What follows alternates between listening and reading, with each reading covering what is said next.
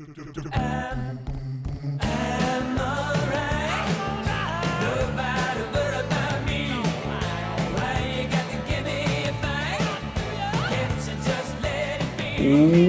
back to Birdies, Bogeys, Bushwood. I am Jamie G, Esquire the Fifth, and I'm here at Magnum Mills to break down the Open Championship. What is up, Mills? Are you ready for another week in the land of scotch and bagpipes? Of course, I'm ready, dude. And what's really impressive, I may or may not have seen this personally before, but they drink the scotch and they play the bagpipes at the same time. I could barely watch TV and look at my phone at the same time. So I find that really impressive. And thank you for looking at and or listening to Birdies, Bogeys, Bushwood, presented by CSGAP Fantasy Football. Find us wherever you get podcasts and on YouTube, on social media at CSGAPFF. Same place on the web, CSGAPFF.com. Thank you for remembering it. It's very important, like remembering to correctly card your score. You don't want to side for an incorrect score, and you don't want to forget the flaps. Follow, like, and please subscribe. If you had fun, please remember, hit the thumb. Thank you. We got some home cooking at the Genesis Scottish Open when Scotsman Robert McIntyre birdied the final hole to win by one stroke over Adam Scott at 18 under. Mills, what are your major takeaways from last week? And God, what would it feel like to shoot 18 under?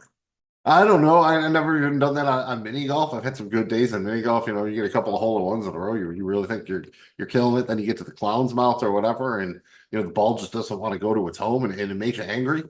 Very cool win for McIntyre. Honestly, really thought Ludwig Oberg was going to take it down, especially because he was your one and done pick.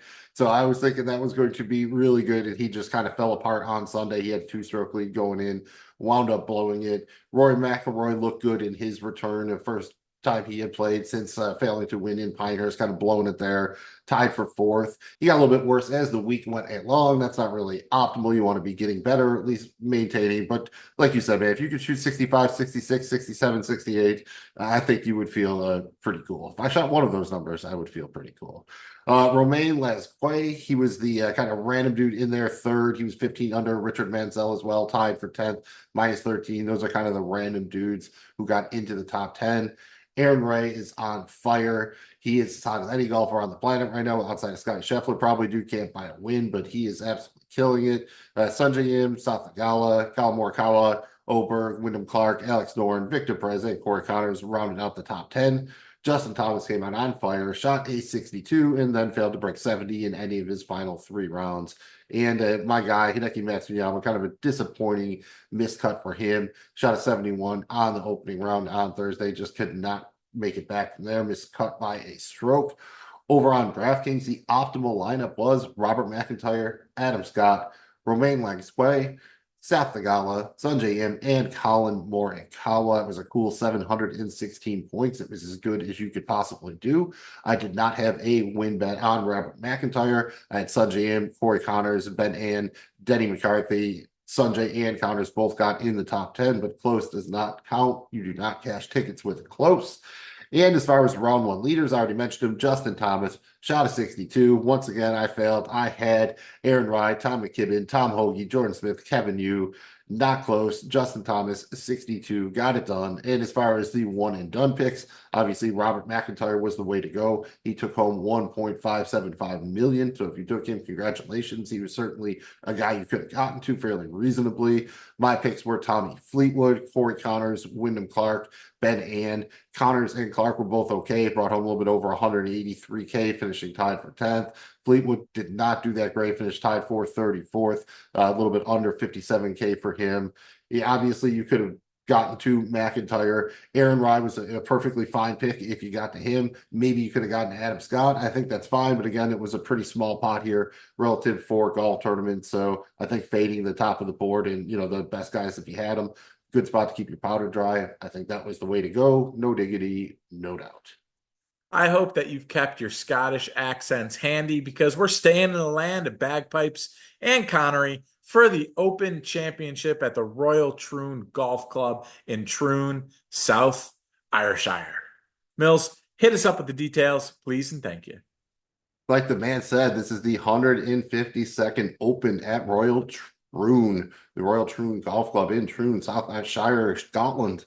Par 71, 7,385 yards. Weather is going to be a major factor here, especially the wind. You have a link style coastal golf course. It's going to be difficult to bomb and gouge. No matter how far you hit it, there's always going to be things to take into consideration. You have changing levels. You have pop bunkers everywhere. It could get a little bit wild. Generally plays as one of the tougher events of the year on tour. Very small greens for a link style course. Definitely going to be looking for some short game performance here. We have 858 golfers. There'll be a cut down to the top 70 and ties after 2 days of action. It's a $17 million purse. The winner's taking home a cool $3.1 million, and Brian Harman is the defending champion. Jamie G, I know it's not going to be quite looking like the weather is here on the East Coast over in the US of A. What's the weather looking like in Scotland? I was hoping to squeeze in 9 holes before this rain starts. Certainly, Your Eminency. Well, I always remind everyone to check out the forecast again on Wednesday, and you're welcome. You're welcome. That's a nice little pro tip. It's a healthy habit with no downside. That being said, we're in Scotland on a course where the wind and weather can be major factors that shift suddenly. I was the best meteorologist in my class at the Law School of Samoa, and even I can't predict exactly how the weather will play out, but that won't stop me from trying. I want to start off with Thursday. It's going to be a bit dreary, and yes, it's Scotland. But we're looking at a cloudy day with a projected high temperature of 64 degrees and 25% chance of showers. Expected winds remain in that 10 to 15 mile an hour range with gusts exceeding 20 miles an hour. Friday, I think we can consider it a slight improvement from Thursday, probably our best day overall. We're looking at a cloudy day with a projected high temperature of 65 degrees, 18% chance of rain on Friday. Winds will be a bit calmer, mostly staying in that 10, 15 mile an hour range. Saturday is when things get a little dicey. We're looking at a 60% chance of rain in the morning with clouds lingering throughout the day. The temperature is holding steady, however. We've got a projected high temperature of 64 degrees. Wind should remain in that 10 to 15 mile an hour range. Sunday isn't much of an improvement from Saturday. We've got a 50% chance of showers in the morning, clouds remaining throughout the day. The projected high temperature is down to 61 degrees Fahrenheit, and the winds are going to pick up a bit. We're looking at winds between 10 and 15 mile an hour with gusts once again exceeding 20 miles an hour. After like 9 straight days of excessive heat warnings on the East Coast, I'm not going to lie, man. This forecast sounds pretty good, but maybe not for golf. Mills, any other takeaways that you could think of how the weather might impact us this week? I mean, if anyone's ever played near the ocean or overlooking the ocean, those gusts can really get you. I mean, yes, City Dean, if you're just playing basketball near the ocean, the wind can move the ball 6 to 8 inches, and we're talking about basketball here. But seriously, there is going to be wind. Hopefully, it's just constant. It's really the gust that gets you. That's the worst thing. You're at the top of your swing. You've accounted for the wind, and then it just stops blowing for about that next 3 seconds. But like, dude, why did you stop right then? Or where did you start right then? And it's going to happen. It's going to be hard to predict. One thing I will talk about a little bit as we get into the DFS stuff is you can wave stack with the tee times and try to hope that you basically stick a bunch of golfers at one time and you get lucky and you catch the good wind or the good weather. Overall, I think this is actually probably better than I expected from the forecast. You'd like it to be, a little bit warmer. The ball isn't going to fly maybe quite as much as it might, but yeah, honestly, if this holds, I think I'll be happy with it. And you're all right. It would be kind of refreshing right now. Mills, before we get to the picks, give us your overall thoughts on the Open Championship. I mean, this is one of the big ones for the season. Where are you at with it? It's a fun event. It's link style golf. It's going to be different. It's going to be tough. Like I mentioned earlier, this tournament, the Open Championship, some people still call it the British Open if you're nasty, generally plays as one of the tougher events on tour. I don't think this is going to be any different. I don't know if it will play quite as tough as Pinehurst #2 did at the US Open, but I think that the scoring is going to be a little bit harder to come by, and the key is going to be avoiding the big numbers. I mean, some of these pot bunkers are just absolutely ridiculous. How these guys get in and out of them is a little bit insane. You're going to have to get a little bit lucky with the weather. That comes down to the players too. this isn't a spot where you're going to be able to kind of model a lot. You could get into some of the deeper stuff as far as not having shot link over there and some of the data available, but it's also just going to be a little bit of a degree of randomness. It would surprise me if somebody, super random down the board wins it, but I do think there are at least 25 players who have a legitimate chance to win the golf tournament, and probably, 50 or 75 who could if things break right for them. Should be a good time to watch. And once again, a little bit like Pinehurst, you might have a little bit fun watching some of these guys, struggle, takes 2 shots to get out of the sand or 3-putt this tiny green. And, it's frustrating for them, but it does help you relate to your real struggles out there on the course, because for most of us, it is a real struggle. Yes, it is. And, they've got millions of dollars in guaranteed prize money in daily fantasy sports tournaments over on DraftKings heading into this week. And we want to take as much of that as we can. Mills, what is your overall strategy in DFS this week? How are you approaching lineup building for the Open Championship? I think you start kind of with the bankroll allocation here. This is a week where I probably will go a little bit less into your cash games. Those are your head-to-heads, your double-ups, your 50-50s. Go more into tournaments, because I think there is going to be a little bit of a degree of not randomness, but just unpredictability, especially with the weather. I mentioned wave stacking. That's a thing where you basically are going to take golfers and try to get them into a tight window of tee times. And what you're trying to do is hope that they wind up lucking into the optimal conditions, or at least a lot of other people face adverse conditions, whether they get to come out and play a soft course after a rain, or they play when the wind dies down, or when the temperature's a little up, or when the wind's blowing favorably. It's just a way to go about it and kind of increase your positive correlation. It's not something I'll do a lot of in single entry tournaments or even 3-max, but once you get up to 20 max tournaments, or obviously the big large field tournaments, we can enter 150 lineups. It is a good way to go. It'll end you on some different lineups sometimes, because you're going to have to maybe go with guys you might not go with based on the tee time. So just something to think about as you're building your lineups. There's a lot of good golfers in the field, so stars and scrubs is definitely viable. You could certainly build some very interesting kind of balance build lineup. My guess is I am going to gravitate a bit towards the stars and scrubs, but maybe not a full-on Lone Star double jam kind of deal where I'm trying to jam in maybe 2 of the top guys. Maybe going to lean a little bit more on that kind of 9K range. We'll talk about that as we go through it. And you have all of the live golfers back in the field here. Outside of Bryson, they're all priced down pretty reasonably, like far enough that even though most of these guys haven't been that successful in the majors this year, I'm at least going to consider using them. Probably will get to most of them in one way, shape, form, or fashion. Good week to widen your player pool up a little bit, expand your options, especially when you're looking to kind of dive down in the dumpster for those value plays. Try to get off some of those kind of really chalky players. And again, this is going to be a tougher event. There's going to be less fantasy points scored, so there's probably going to be more avenues to get to the top, or at least at the leaderboard this week, than there are maybe in a typical event, especially like a Birdie Fest. Well, let's move on to the DraftKings picks this week. We've got 6 golfers priced above 10K, with our man Scotty Scheffler on top at 12,800. How are you managing that range this week, Mills? I know you mentioned probably not a week to Lone Star double jam it, but how do you handle it? I think I'm going to have exposure to most of these guys. I think the easiest way is kind of to rank them the way I have them right now, taking into account their price and projected ownership. Up top, I have Bryson. The really thing for him has been his iron play. If he can be solid here, he's very good around the greens at putting. I think he could take it down. He's had success here. He's been very successful at the majors so far this year. So I have him at 1. I have Xander at 2. He is about as good as it gets as far as avoiding the big numbers. I have a lot of confidence in him to do well here. Nice balance kind of the price and ownership. At 3, I have Scheffler. Really a price thing, but you're seeing his ownership start to come down a little bit. I am not going to go heavy on him, but I'm certainly going to get a couple of sprinkles, because if there's somebody who's going to run away with it by 3 or 4 strokes or something like that, maybe even more, it's probably Scotty Scheffler. At 4, I have Ludwig Oberg. I'm not really worried about him fading last week. I just don't really love the ownership. He could wind up being the most owned golfer. At 5, I have Rory. It's just a price and ownership thing. He is more expensive than Oberg with similar ownership, not priced down enough from Scheffler to keep you from paying up. I feel really good about Rory in your cash games. I'd love like a top 10 wager on him. I just don't think a tied for 6 is going to pay it off here. He really needs to probably take down the golf tournament. And then at 6, I have John Rahm.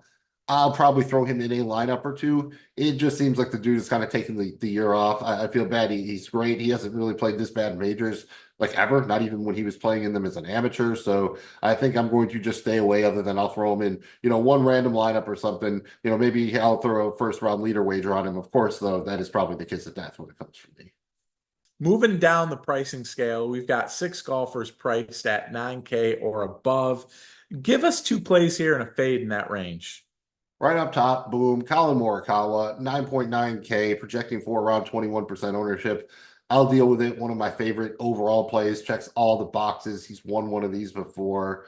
Big ups, Colin Morikawa. Second play, getting a little friskier. Victor Hovland, 9,700, projecting around 8% ownership. He has been all over the place. That's leading to the ownership discount you're getting here. Yeah, I like anybody in this range, you're getting under 10%, usually, at least on kind of a game theory level. But Hovland especially, we've seen him kind of get it under control. If he does that here, he could really take away this thing. The last 3 years at the Open, he's finished 13th, 4th, and 12th. So definitely going to take a chance on him at the ownership. On the other end of the scale, I'm fading Tommy Fleetwood, 9,300, projecting for around 20% ownership. Again, everything on paper looks right for Tommy Fleetwood except the ownership. This is exactly how it looked last week at the Scottish. I'm just not doing it. He's my banana in the tailpipe this week, so someone else can do the Tommy Fleetwood thing. I am out. It's never burned me. He's burned me when I played him. He's never burned me when I fade him, so prove me wrong, Tommy. We've got 7 golfers priced at 8K or above. Mills, run it back for us. 2 plays and a fade in this 8K range. Probably not a surprise going back to the well, going to play Hideki Matsuyama, 8,500, around 10% ownership. Yes, he missed the cut last week, really struggled on Thursday. I'm not putting that much stock into it. Really excited to get him at this price, around 10% ownership. Also going to play Tom Kim, 8,300, around 16% ownership. He was the runner-up at the Open Championship last year. We finally saw him miss a cut a couple weeks ago. He got himself a little rest, finished tied for 15th last week at the Scottish. So at this price on ownership, please and thank you. And kind of like Tommy Fleetwood, I'm going to fade Tony Finau, 8,700, 21% projected ownership. Looks great on paper. I'm just not doing it 20% own Tony Finau at this price point. So if it burns me, so be it. Good for you, Tony. The double T's, they're probably finishing first and second then. So maybe I'll just throw that in as a little parlay somewhere to cover my bases. A little hedge night. Jamie G, he likes that. He's the king of the hedge nights. That I am, good sir. The 7K range is absolutely loaded this week. Give us your top 5 plays in this range. All right, man. Up top, we got Cameron Young, 7,500, projecting for around 11%. Getting back into form, like everything about him here, especially that price and ownership point. Then I have at number 2, Corey Connor, 7,300, projecting for about 17%. Probably will be heavier on him in the single entry tournaments, the 3 max tournaments, a little bit lower in the big stuff, but Corey Connors is my guy. At number 3, I have Aaron Rai, 7,300, projecting for about the same 16% that Corey Connors is. One of the hottest golfers on the planet. It's a pure form play, but dude is on fire. So yeah, this is at 7,300. You're staying, under 20%. I am definitely going to have some exposure. At number 4, the defending champion, Brian Harman, 7,600, projecting for around 15% ownership. He's been playing pretty well. He's finished, I think, 1st and 6th the last 2 years here. I don't see why he should be quite this low and around this ownership. So I think that's a pretty great play. And then finally, South Thagala, 7,200, projecting for around 10%. Been a little bit up and down lately. I like his fit here, and I really like this ownership. Could slip down into the single digits by the time it's all said and done, almost in that dumpster dive range. So there's 5 guys really liking that range. 5 guys with the fries. Mills, before we move on, got any fades that stand out in this 7K range? I think there are a couple obvious ones. Jordan Spieth, I'm not going there. I know he's had a great history at the Open Championship. I don't know if he's not healthy. I just don't think he's right now. I hate saying the same word twice in a row, but that's still the case. Justin Thomas, he shot that 62. That's the only reason he made the cut last week. I am not going to do it here. Max Homa, Sam Burns, both kind of guys in the same bucket for me right now. I'm not trusting them in anything until I see them do something, at least for a whole tournament. If not, at least put a couple of solid rounds together. So not going to go there. As far as the less obvious fades, Robert McIntyre, 7,700, projecting for around 7% ownership. Not that much. It was a great story, him winning last week. It would be an even bigger story for him to win this week. I don't know. I think it's just the train's gonna run out of steam here before it gets to the station. I like it if he wins, good for you, but I'm probably going to have minimal exposure to him. And then Aske Bhatia, 7K, projecting for around 14% ownership. He's so good off the tee. Don't get me wrong, he's very good on approach. I think some of the off the tee stuff will be minimized a little bit here, and I don't trust him around the greens. I'll have a sprinkle of exposure to him, but I'd be a much higher on him if he was coming in, say, 6 or 7%. If he's going to be creeping into this 15% range, I'm just going to probably fade more often than not, especially where I can drop down into the dumpster and find some stuff I might like better. Well, wait. That's a trash man's music. Frank Reynolds is in the house, so we're ready to go dumpster diving. Mills, hit us with your value plays under 7K. All right, up top, we have Davis Thompson, 6,900. Pure form play. He's finished in the top 10 3 times in his last 4 events. Then I have Sungjae Im, 6,900. Yeah, the 16% ownership isn't great. I absolutely love him in cash games, in your single entry tournaments. Going to be close to a lock button play for me there, but in the larger field stuff, if you're going to use him, you're going to want to differentiate your lineup elsewhere because that is pretty chalky for a guy in the dumpster. Then we have Louis Oosthuizen. He's 6,800, projecting for around 12% ownership. He's one of the guys who has been absolutely great at this event over the years. He's been playing very well on the Live Tour. I prefer Sungjae, but I will have exposure to both of them. Then we have one of my favorite Bob options, Siwoo Kim, 6,800. He's got a surprisingly good short game. The putter isn't great, but I think some of those struggles could be neutralized here. Then you have Russell Henley, 6,700. He's the model play for me here. Came in 9th in my model. A guy I like to get to. I think this is a great price. Then you have Adam Scott, 6,700. Don't love the ownership, projecting for around 11% right now, but he's been decent at this event over the years, and I was impressed by his play last week. Christian Bezuidenhout, 6,600. Another model play, came in 16th in my model. Should note that he did withdraw after 1 round last week at the Scottish, so make sure he is in there and healthy before locking him into your lineups. Denny McCarthy's a guy who's let me down, but at 6,400, owned in less than 2% of leagues. I'm going to go there in a few tournaments. He's as good as it gets with the short game. If the conditions get tough, he is a guy who could benefit. And then as we get even cheaper, you got Victor Perez, 6,200, Nick Taylor, 5,900, Ben Griffin, 5,900, CT Pan, 5,500, and Mateo Manicero at 5,400.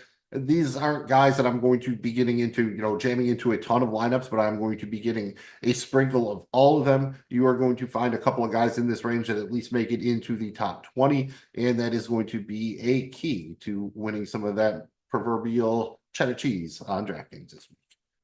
Cheddar cheese, indeed. I just checked my watch, and it's wager o'clock. Say, $50 the Smales kid picks his nose. Okay. That means it's time to talk turkey. To get your action Jackson on, sprinkle a little cheese on your gabagool. It's time to talk wagers. And please note that all odds and wagers are from the DraftKings Sportsbook and are accurate as of Tuesday, July 16th, 2024. Mills, you know the magic words. Winner, winner, spinach, dinner. I don't know that Popeye was Scottish, but we do know he was a winner. I forget. He is what he is, right? He ams what he ams. I don't even know what his accent really is. It's just Popeye. I think he's his own nationality or whatever. He's the sailor man, dude. He is the sailor man. He likes the spinach. As far as win bets, I mentioned most of these guys. Going to have a little bit of a sprinkle on my card of Cameron Young plus 6,000, Sungjae Im plus 6,500, Brian Harman plus 6,500, Russell Henley plus 1,100, and Christian Bezuidenhout at plus 15,000. Well, Mills, it is time once again to let the saga continue and just take pride in the absolute misery of your round 1 leader wagers. I know that there's no quitting you. We appreciate that about you. So go ahead and hit us with those round 1 leader wagers. And if you're keeping track at home, you know what's likely to happen here.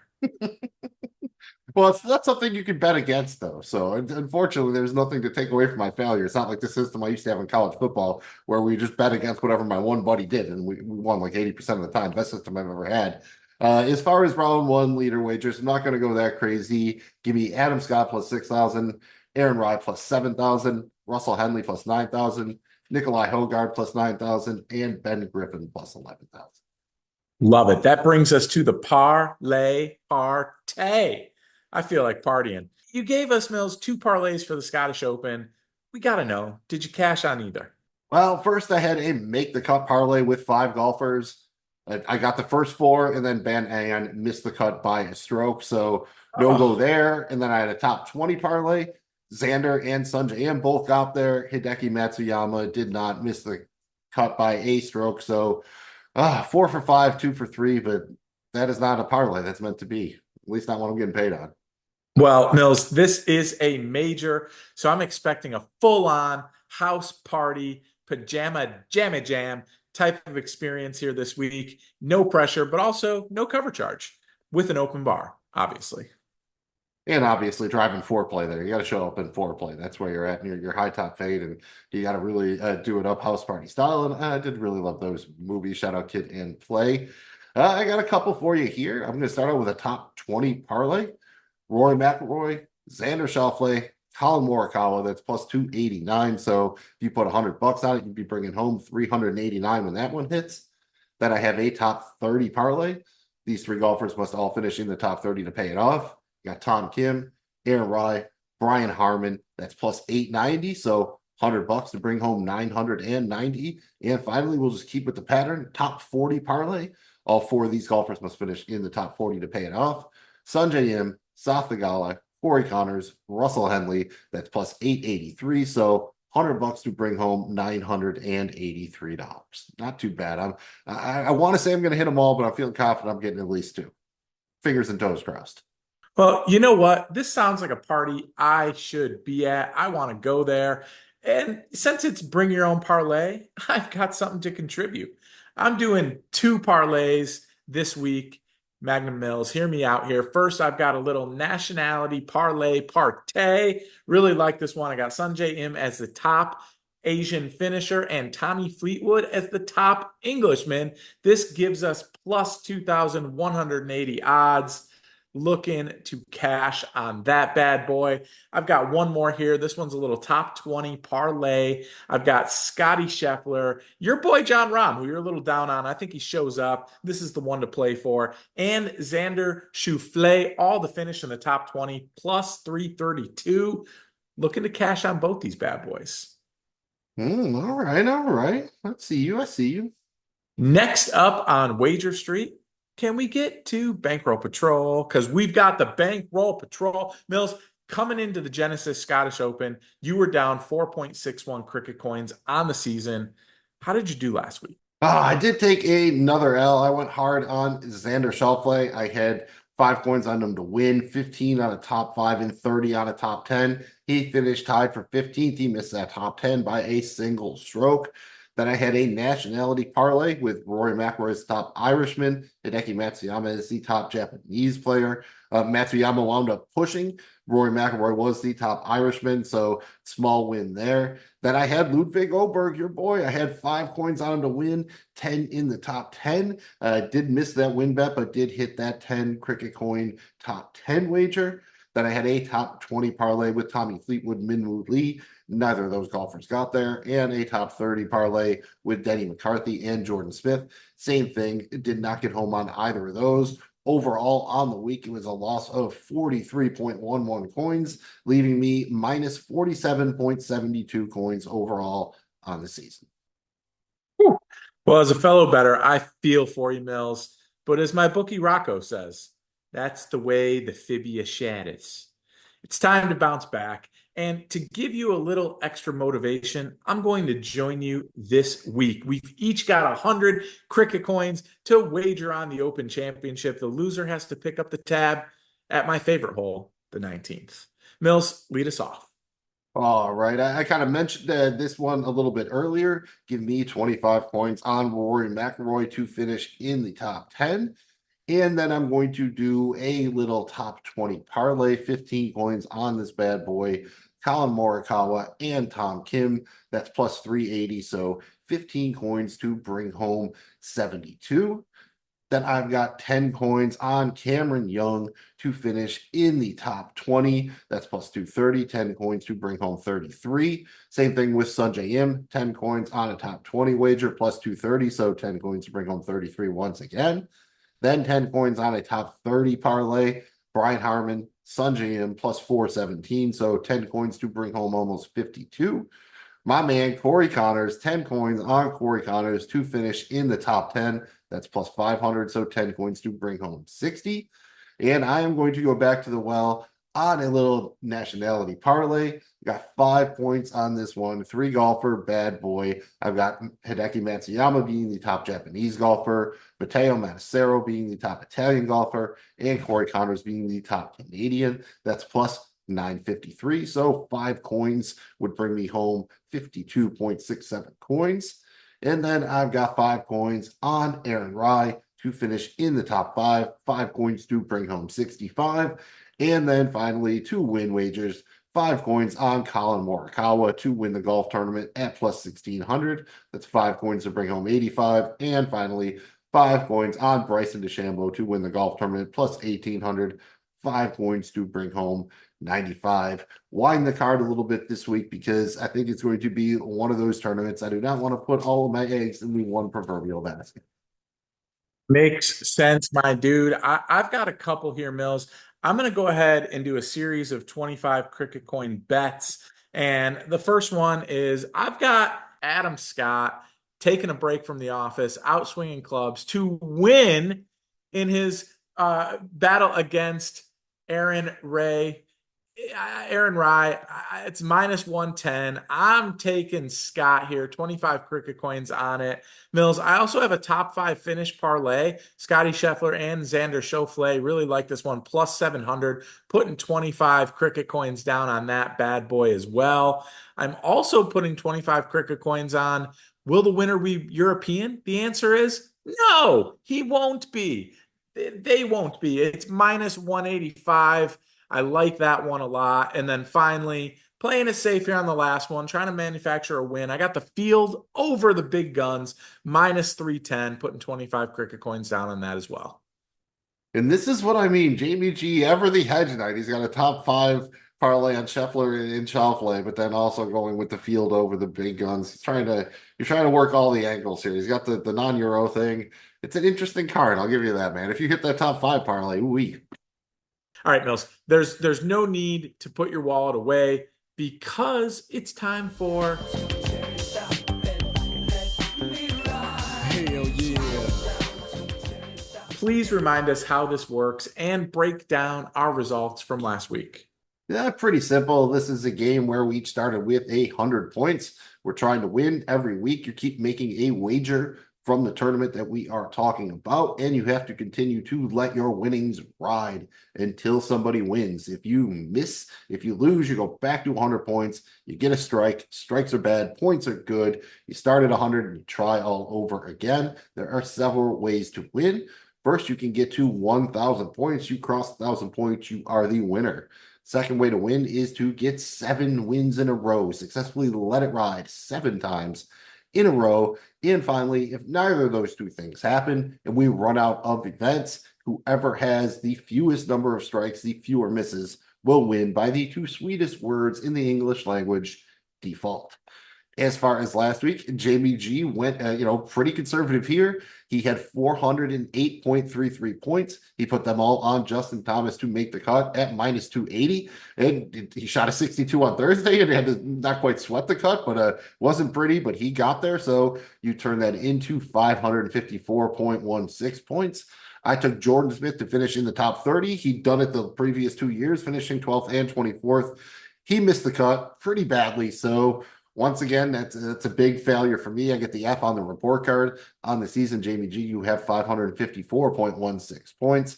5 strikes. You've now won 3 in a row. While I am back at 100 points with 9 strikes. I have won 0 in a row. Jamie G, you're in the lead. You have the honors. Are you going for the whole enchilada this week? Or are you still going to be slow and steady? I am not going for the whole enchilada this week. I think I'm going to be slow and steady here and just play it right, man. I'm going to take Brooks Koepka as the top 40 finish. It's minus 225. Again, I like to manufacture wins. Green is good. Give it to me. Brooksy in the top 40. That seems fair. Minus 225, you said? Yes. Brooks kept good. Top 40. That seems to be a pretty solid wager. Jamie G, I'm in trouble. This is the point now where I'm enough strikes behind that they're starting to matter less because you're probably going to get me there. So I am just going to go give me Tom Kim to finish in the top 5. That's plus 900. So 100 points to win 1,000 points. Going for the gusto. Why not? He finished second last year. All he's got to do is replicate that performance. Doesn't even got to win. Just finish in the top 5. That brings us to our one and done discussion. Mills, give us a couple options to use in one and dones for this week. This is a spot where you definitely need to look at your league. You should have probably been doing this already, unless you're, way behind. And if you're way behind and you're still working this hard on it, good for you. Really appreciate that. But look at your schedule, know what you have left, know how your league is going to handle the playoffs.